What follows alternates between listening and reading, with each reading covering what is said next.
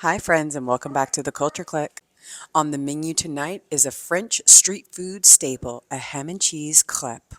First things first, I pulled my batter out of the refrigerator, and after resting on the counter for about 30 minutes, it was ready to whisk. So once your base crepe batter is made, it can rest in your fridge for up to 48 hours, although it has maximum freshness in the first 24. Then I pulled out my flat griddle and put it over medium-low heat and melted down some butter until it was beautiful and frothy. The next step was to ladle in the batter. And honestly, this process would have been much smoother if I had used a bigger measuring cup. And this is the part of crepe making where it's best to have a little patience.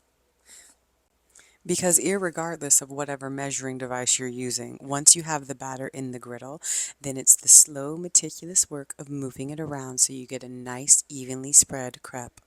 And at this step in the recipe, it is extremely important not to have your heat up too high. Too much heat will sear the crepe to the griddle, or worse still, create burn marks that do not look cute and taste even worse. So as that crepe was firming up over low heat, I took my cambone out and I shredded up some cheddar cheese.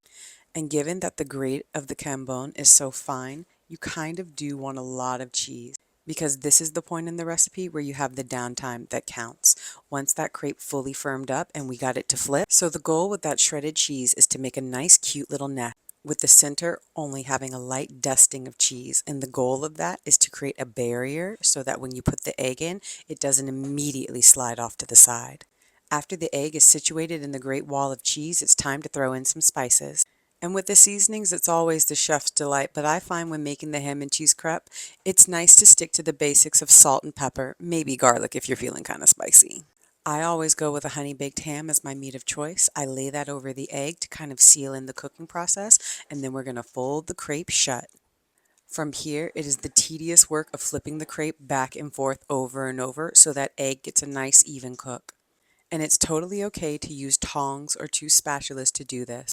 I've just been cooking for a really long time, so I have a high heat proof on my hands. Because in case you didn't know, the stove's name is Daenerys. You can't have a cooking appliance named after a Targaryen and not have a little heat proof to your name. Anyways, after about 3 to 5 minutes of keeping the crepe cooking over low heat, it was time to pull it off and plate it.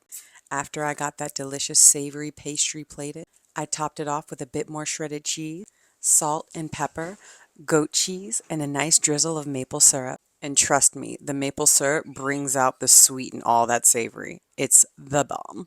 Would you guys eat this crepe for dinner? Leave me a like, comment, and subscribe. I'll see you in the next one.